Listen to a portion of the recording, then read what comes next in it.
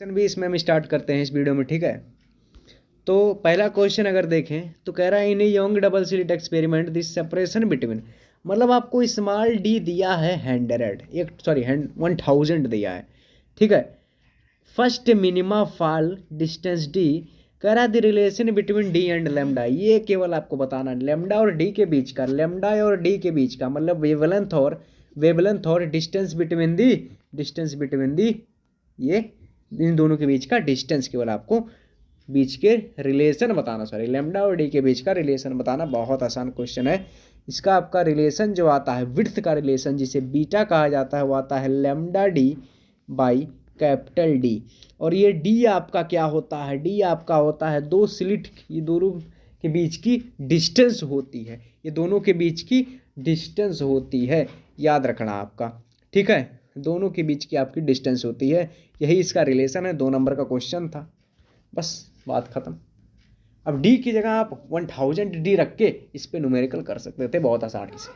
Question बहुत आसान था, क्वेश्चन जो है बहुत आसान था, ठीक है। नेक्स्ट क्वेश्चन अगर अपन देखें तो ड्रा एनर्जी बैंड डायग्राम। भाई एनर्जी बैंड डायग्राम से आपको मैं 50 बार कहा था, मैं जब 12th के जो बच्चे हैं मैं उनसे कहा था कि यार एनर्जी बैंड डायग्राम से क्वेश्चन बनना ही बनना है, 100% पॉसिबिलिटी है बनने की, क्योंकि सेमीकंडक्टर का ये जो क्वेश्चन है एनर्जी बैंड डायग्राम, ये बहुत बार ही पूछा जाता है, हर एक सैम्पल पेपर में पूछा गया है। तो आपसे पूछा है p type n type semiconductor at temperature t greater than 0 kelvin, जब के 0 के से आपका जो है टेम्परेचर क्या हो भाई, ग्रेटर हो, तो आपका क्या करना है, इसमें कुछ नहीं करना भाई। आपको मालूम है कैसे बनाया जाता है, मैं आपको बताता हूँ। यहाँ आपको अगर सॉलिड बैंड डायग्राम पूछा, सॉलिड बैंड, तो सॉलिड बैंड आपका कुछ अलग तरीके से बनता, फिर हमको इलेक्ट्रॉनिक कॉन्फ़िगरेशन करना पड़ता, तो ये अलग चीज़ें थी, ठीक है।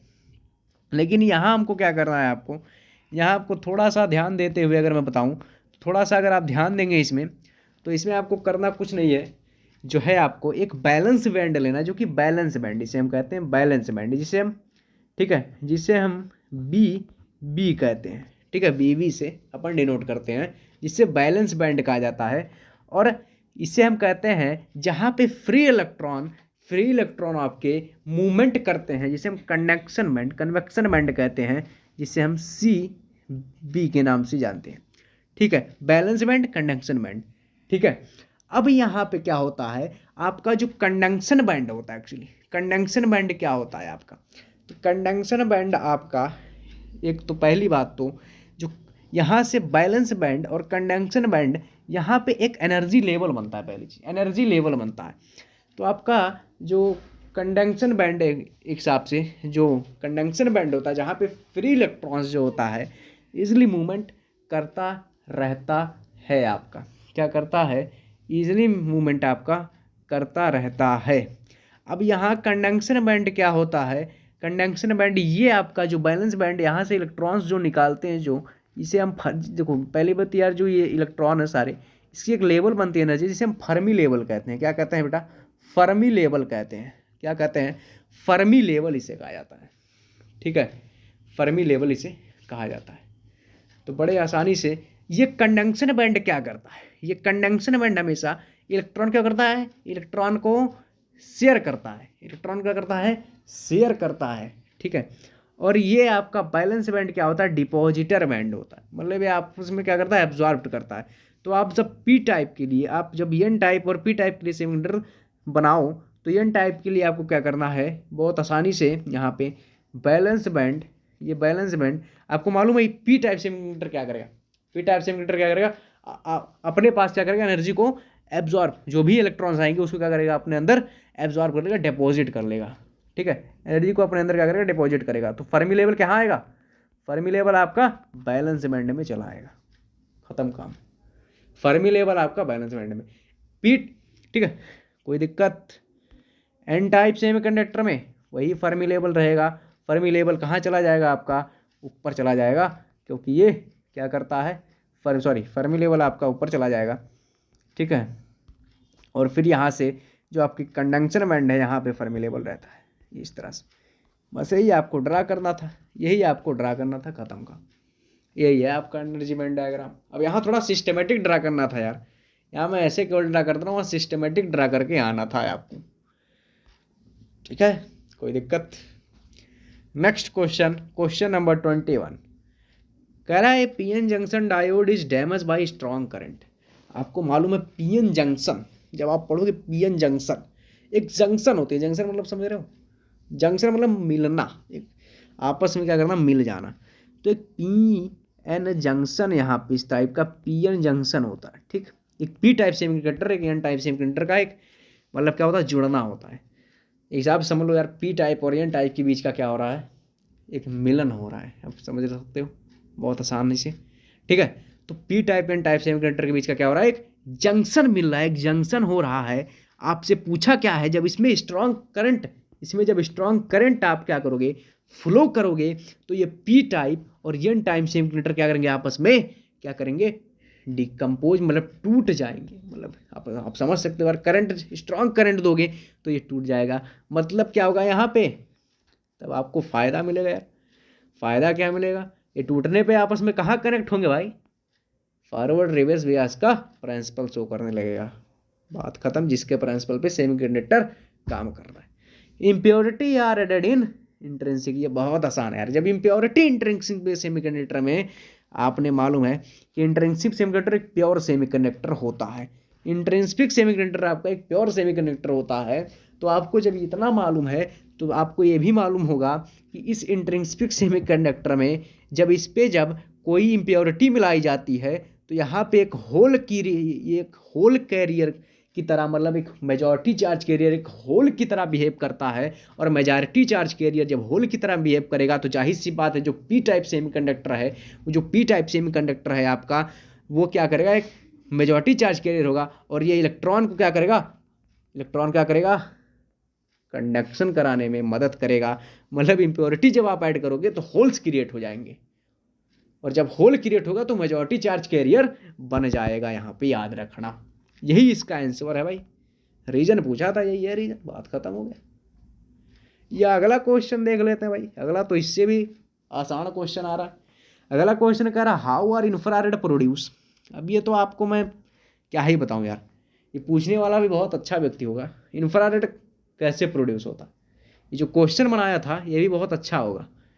ये हमको लगता है आप जैसे EMW पढ़ोगे, जैसे स्पेक्ट्रम सीरीज पढ़ोगे आप, microwave, radio wave, infrared light, invisible light, x ray, gamma ray, ultraviolet ray, सातों की सातों स्पेक्ट्रम जैसे खोल के बैठोगे, आपको जब इंफ्रारेड देखने को मिलेगा तो हर जगह आपको यही देखने को मिलेगा, heat radiation, heat radiation, heat radiation आपको देखने को मिलेगा। मतलब हीट रेडिएट करना, हीट को इमिट करना, सॉरी इमिट करना कहाँ से यार, यही तो दिक्कत है। एमिट और रेडिएशन में बहुत अंतर है यार, एमिट करना अलग होता है, रेडिएट करना अलग होता है। ये एक रेडिएशन है, रेडिएशन जिसे आप महसूस करते हो भाई।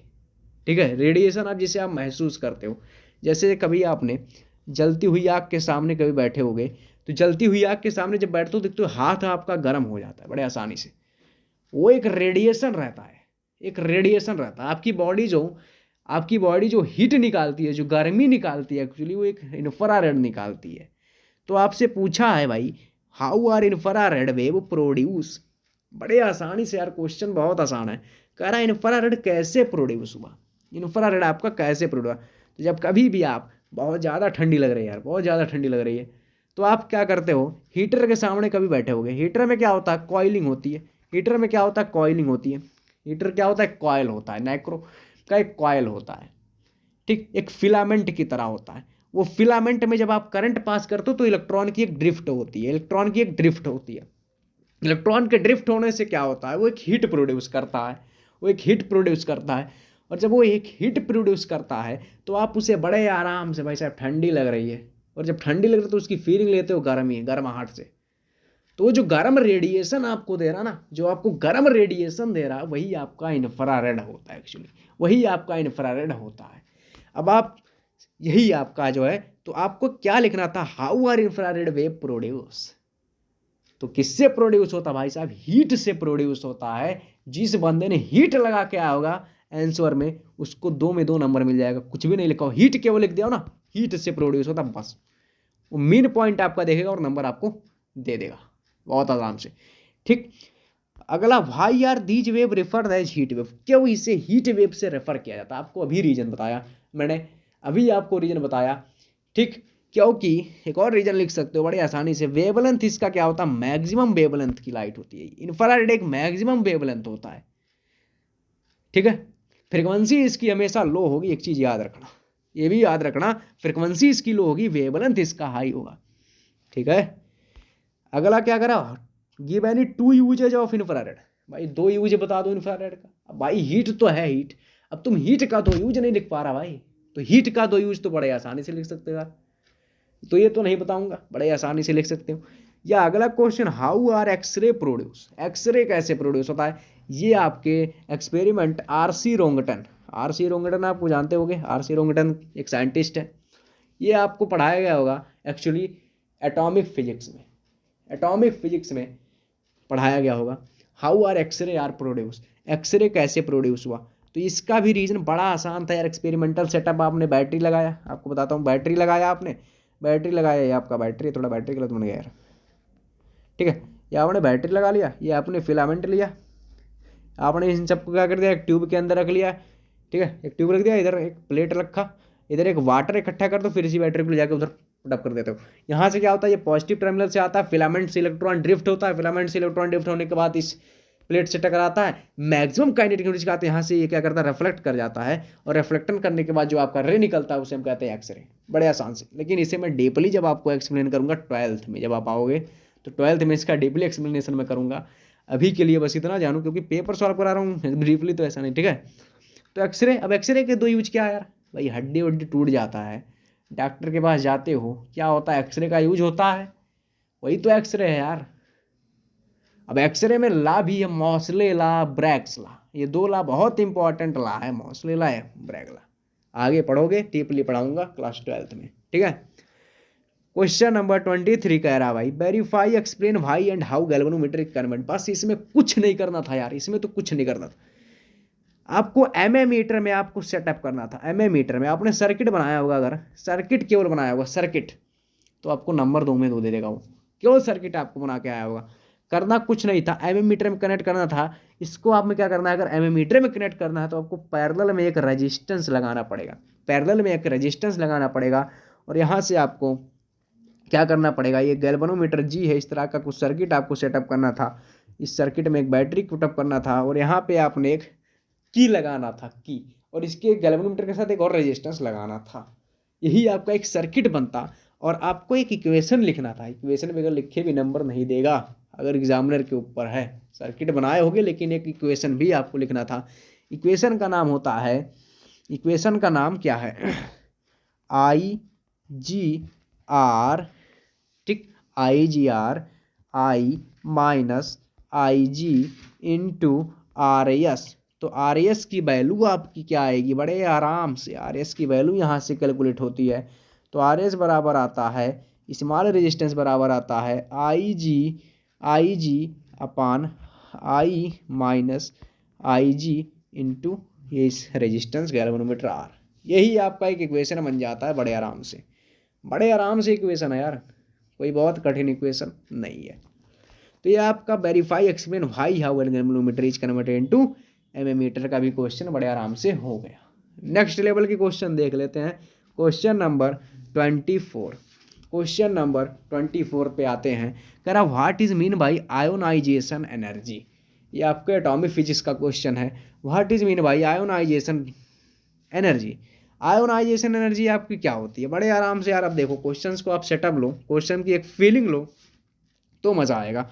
What is mean by ionization energy, भाई जो भी एनर्जी लगती है एक इलेक्ट्रॉन को दूसरे ऑर्बिट में ढकेलने के लिए, भाई घूम रहा है वो फ्रीली, अनस्टेबल होके किसी भी ऑर्बिट में घूम रहा है वो, अब उसको क्या करना है, उस इलेक्ट्रॉन को ढकेल के दूसरे ऑर्बिट में लाना है, किसी भी इलेक्ट्रॉन में और इलेक्ट्रॉन घूम रहा है, अब इसको ढकेल के दूसरे ऑर्बिट में लाना है, कितना एनर्जी खर्च हुआ यार, एनर्जी लगेगा ना, कोई काम करना है तो एनर्जी तो लगेगा ही लगेगा, तो बोला कितना एनर्जी लगा, तो इसी एनर्जी को बोलते हैं आयोनाइजेशन, आयोनाइजेशन एनर्जी।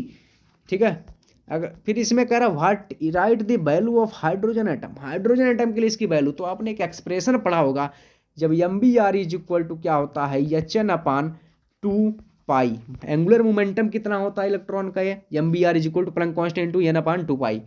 ठीक, अब इसी को जब इक्वेट जब करते हैं तो इक्वेट करने के बाद एक इक्वेशन अपन को प्राप्त होता है एनर्जी का, जिसका नाम है 13.6 into z square upon n square. ये आपको एक वैल्यू प्राप्त होती है आयोनाइजेशन की। अब आप जेड क्या है आपका मास नंबर या एटॉमिक नंबर, आपका होता है एटॉमिक नंबर जेड। एन आपका क्या है, नंबर ऑफ फ्री इलेक्ट्रॉन, बात खत्म। और हाइड्रोजन एटम है तो हाइड्रोजन के पास तो आपको पता है बीमार एटम है भाई, हाइड्रोजन एक बीमार एटम है, एक ही फ्री इलेक्ट्रॉन होता है और इसका आपका एटॉमिक नंबर भी एक होता है, बात खत्म। एक एक एक मतलब बचा क्या, एक एक एक का मतलब इसका जो वैल्यू आएगा वो 13.6 आपका पॉजिटिव में चला जाएगा, वैल्यू याद रखना, खत्म का। यही आपका वैल्यू है हाइड्रोजन एटम के लिए, यही आपको लिखना था इतना आंसर में, और 2 नंबर खींच लेना था।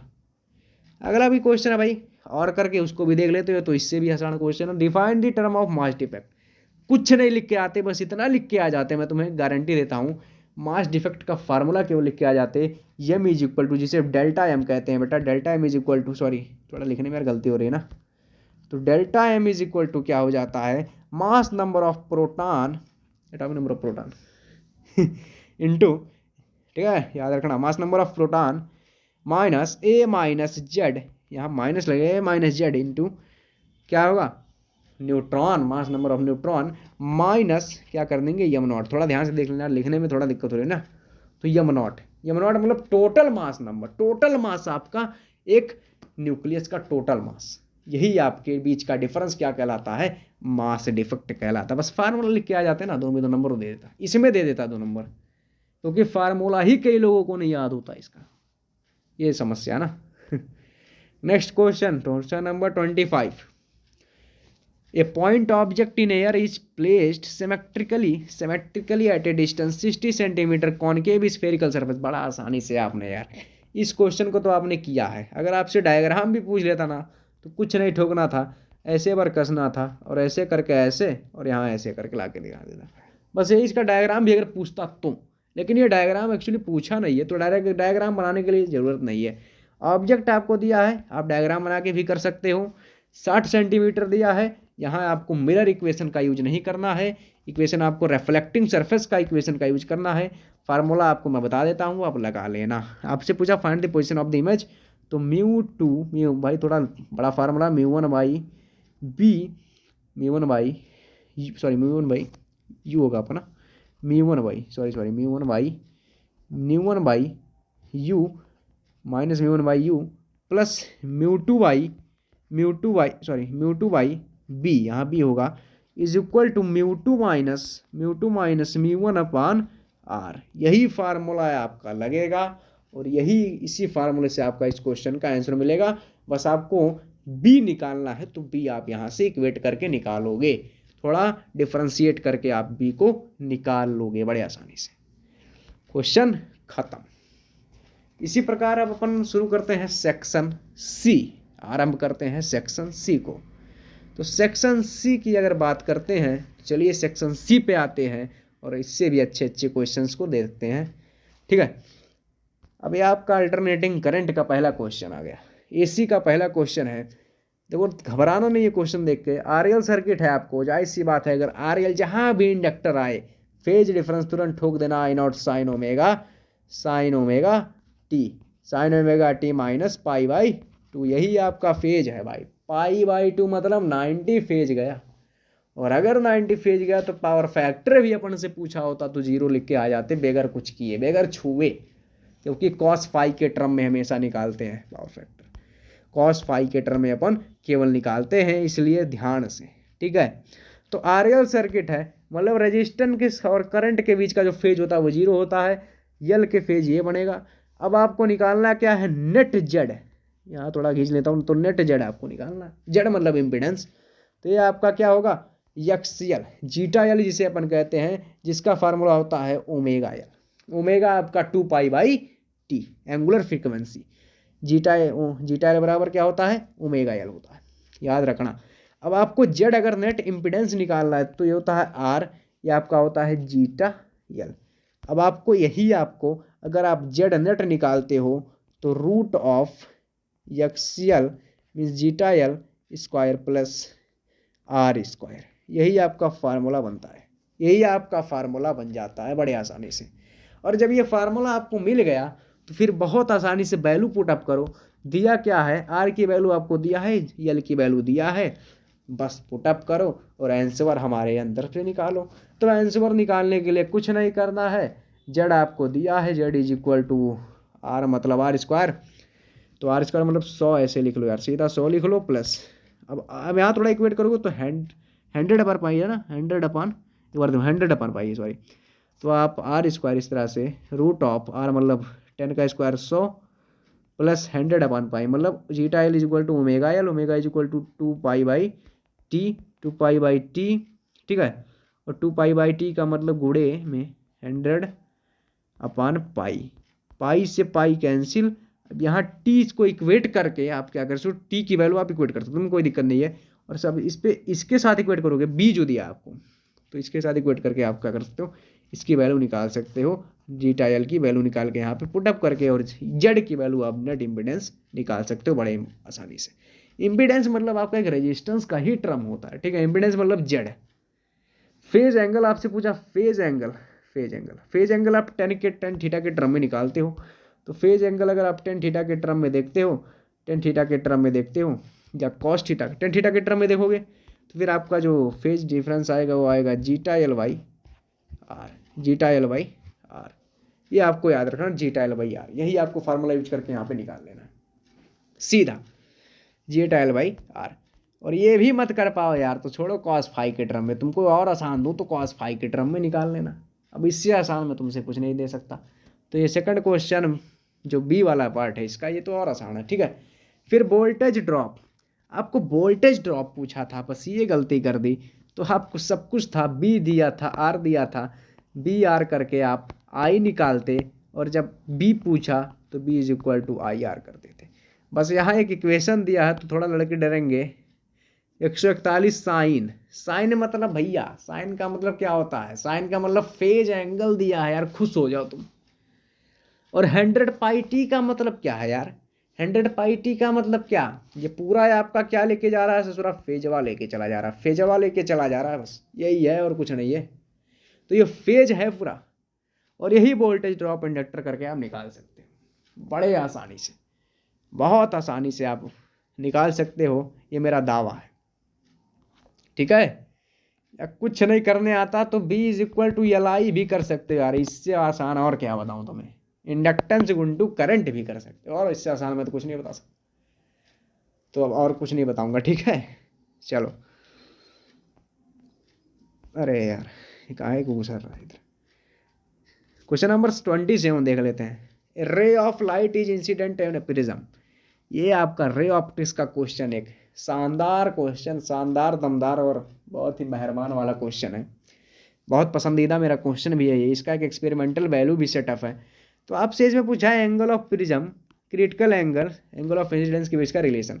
अब डेरिवेशन आपको वहाँ करके शो करना था, एक्चुअली मैं यहाँ पे डायरेक्टली वैल्यू बताऊंगा आपको, वहाँ आपको डेरिवेशन करना था।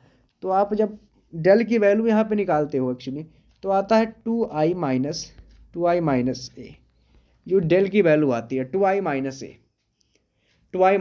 ए। एक्चुअली इसको आपको डेरिवेशन करके वहाँ सेटअप करना था। डेरिवेशन चाहूँ तो अभी करा सकता हूँ बड़े आसानी से, लेकिन डेरिवेशन नहीं करूँ क्योंकि वीडियो लंबा हो जाएगा, ठीक है ना। और भरोसा है आपने किया होगा क्योंकि क्वेश्चन बहुत दमदार नहीं था यार, ठीक है।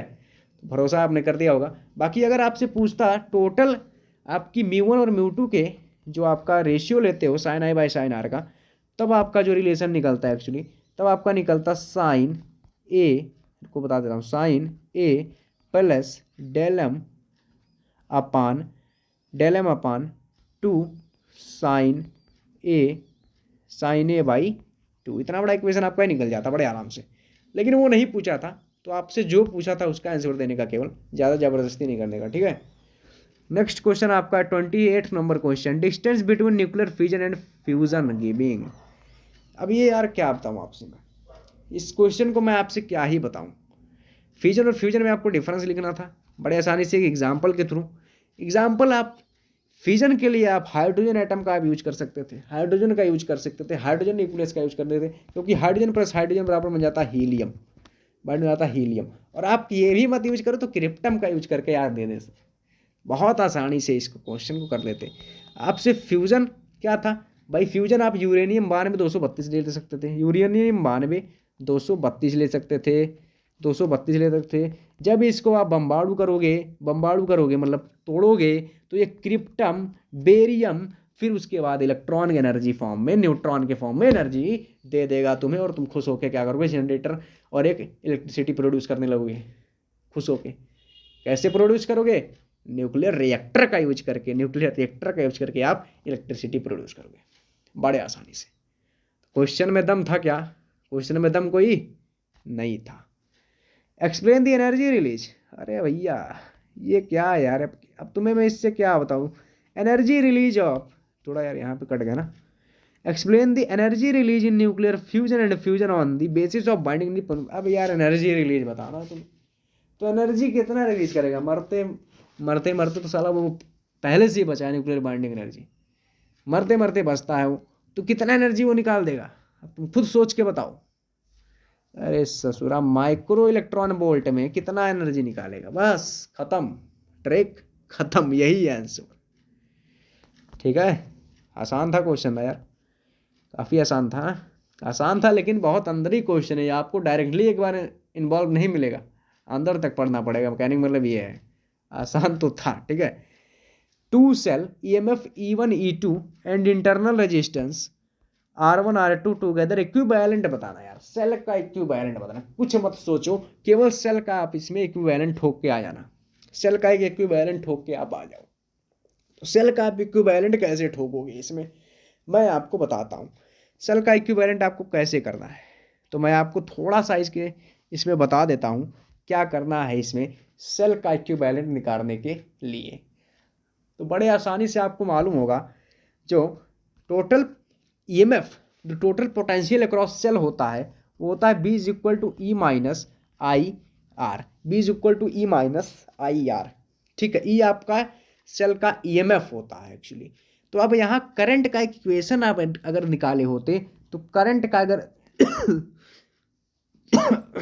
करंट का अगर आप एक इक्वेशन निकालोगे, तो ये बनेगा B - E अपान में R। अब यहाँ अगर इंटरनल रेजिस्टेंस यहाँ से चेंज कर दो, तो B - E अपान I भी यहाँ पे ला सकते हो। तो आपसे एक इक्वेशन पूछा था EMF और रेजिस्टेंस के बीच का, अब यहाँ से B को भी आप हटा सकते हो, कोई दिक्कत नहीं, क्योंकि B और E में कोई बहुत विशेष टेंशन नहीं रहता, बट टेंशन इतना रहता है E वाले को साला ज़्यादा मेहनत करनी पड़ती है, B वाले को थोड़ा कम मेहनत करना पड़ता है, E वाले को धक्का ज़्यादा लगाना पड़ता है चार्ज को ड्रिफ्ट कराने के लिए, चार्ज को रोटेट मूवमेंट लाने के लिए, अंतर इतना पड़ जाता है। ठीक है, तो आपको जो इक्वेशन मिलेगा बता दूं डायरेक्टली, वहाँ पे आप एक क्या करना है आपको, क्योंकि स्टेप मार्किंग होती है, तो स्टेप मार्किंग करके उसमें क्या करना है आपको, मतलब क्या करना है, स्टेप वाइज लिखना है आपको कि E1 = इतना, देन E2 = इतना, पोटेंशियल अक्रॉस सेल इतना, तो पोटेंशियल अक्रॉस सेल 2 इतना, हिसाब से आपको एक इक्वेशन बना के, तो इसका जो फार्मूला आएगा E/R आएगा रेशियो में, इतना बता देता हूँ। ठीक, कोई दिक्कत, कोई दिक्कत, कोई दिक्कत नहीं। बाकी क्वेश्चन में दम नहीं था, इसमें भी यार दम वाला क्वेश्चन तो मेरे को भी दिखा ही नहीं, मैं यही सोच रहा हूँ। ठीक है, चलो आगे देखते हैं कैसा क्वेश्चन है। Two charge conducting sphere radii AB। अब यार ये क्वेश्चन मैं तुम्हें क्या ही बता दूं यार, रेशियो पूछा है तुमसे, तो रेशियो तुम्हें मालूम होना चाहिए। अगर रेडियस तुमको दे दिया है A और B के बराबर है, रेडियस आपको A और B के बराबर दे दिया है, अब अगर रेडियस A और B के बराबर दिया है, तो दोस्ती तगड़ी होगी, दोस्ती तगड़ी होगी यार इसके बीच की। दोस्ती तगड़ी का मतलब समझ रहे हो, दोस्ती तगड़ी का मतलब यार एक दोनों चाहते हैं, बहुत आराम से चाहते हैं, A वाला B को चाहेगा तो B वाला A को चाहेगा, क्योंकि A/B का एक रेशियो होगा। अब बताता हूं कैसे। रेडियाई RA के लिए जो आपका इलेक्ट्रिक फील्ड प्रोड्यूस करेगा, कंडक्टिंग स्फीयर चार्ज वो बनेगा Q/4πε0 A। बनेगा क्या? अब आपका Q2 के लिए या E2 के लिए आपका जो, तो Q2/4πε0B ये बनेगा आपका। आराम से बैठे रहो चुपचाप से दबा के एकदम, कोई टेंशन नहीं, no tension note, only for a tension, tension is not. तो Q2/4πε0B की एक इज्जतदारी वाली जो है रिश्तेदार बन गया। अब ये जब रिश्तेदार बन जाएगा तो ये क्या करेगा, आपस में कटौती कर लेगा, ठीक है। तो Q वाला कहेगा तू Q/4πε0A/Q2/4πε0B, ये मारा इसको, ये मारा इसको, कहा भाई तुम दोनों यार देखो आपस में लड़ लिया। और ये वाला कहेगा मैं तेरे को ढकेल रहा हूँ, तू, वो वाला कहेगा तू, क्यों, मतलब B2 वाला कहेगा मैं तेरे को ढकेल रहा हूँ। और बड़े आसानी से ये दोनों काट के आपस में क्या कर लेंगे, काट पीट के E1 बाई, यार जो एनर्जी डेंसिटी क्या पूछा था, इलेक्ट्रिक फील्ड जो आएगा, ठीक है, इलेक्ट्रिक फील्ड जो आएगा इसे हम सिग्मा भी कह सकते हैं एक्चुअली, σ1/σ2 इज इक्वल टू आपका आ जाएगा A/B। यही आपका रेशियो आएगा, यही आपको डेरिवेशन करना था एक्सप्रेशन में। आगे क्वेश्चन पूछने का तरीका केवल अलग था, ठीक है। इलेक्ट्रिक फील्ड डायरेक्टली नहीं पूछ लिया था, रेशियो केवल पूछ लिया था, ठीक। कोई दिक्कत? यहाँ तक बहुत अच्छे सवाल थे, ठीक है। आगे सेक्शन डी आने वाला आपका, वहाँ पर पहुँचते हैं अभी, ठीक है। लेकिन सबसे पहले इसको हम देख लें, फिर जो है रेशियो आपका निकलेंगे। लेकिन आपको एक यहाँ पे एक क्वेश्चन और बनाना चाहिए था ग्राफ वाला, तो अगर ग्राफ भी पूछता तो आप बड़े आसानी से ऐसे बना देते, 1/r², ये आपका ग्राफ बनता है स्फेरिकल के लिए, ठीक। कोई समस्या? No any doubt? अगर कोई डाउट होगा तो कमेंट कर देना, ठीक है। पहली बार कह रहा हूँ कमेंट करने के लिए, ओके।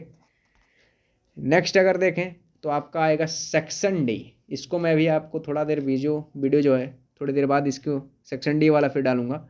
यहाँ पे मैं एक बार फिर रोकूंगा क्योंकि वीडियो लंबी हो जाएगी, आधा घंटे से ज़्यादा मैं नहीं करना चाहता, ठीक है। क्योंकि ठीक फिर सेक्शन डी और एक में करेंगे, ठीक। कोई दिक्कत? नो, ओके, ठीक।